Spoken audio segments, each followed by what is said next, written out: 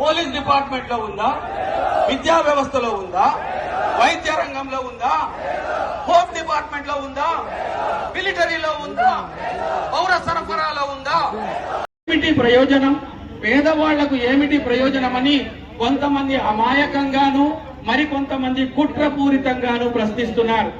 నేను మిమ్మల్ని అడుగుతాను, భారతదేశంలో ఉన్న పేద ప్రజలకు ఉపాధి కల్పించవలసిన పని ఎవరిది?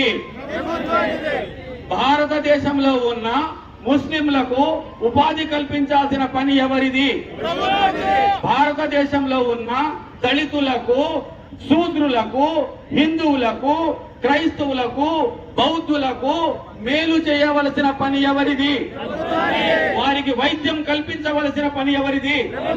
వారికి వైద్యం, విద్య, వైద్యం వగైరాలు సంక్షేమ పథకాలు కల్పించవలసిన పని ఏమిటి? సోదరులారా, ఈ దుర్మార్గమైనటువంటి పుల్వామాలో ఇప్పటి వరకు 300 కేజీల RDX ఎక్కడి నుంచి వచ్చిందో ఇప్పటి వరకు కూడా కనుక్కోలేని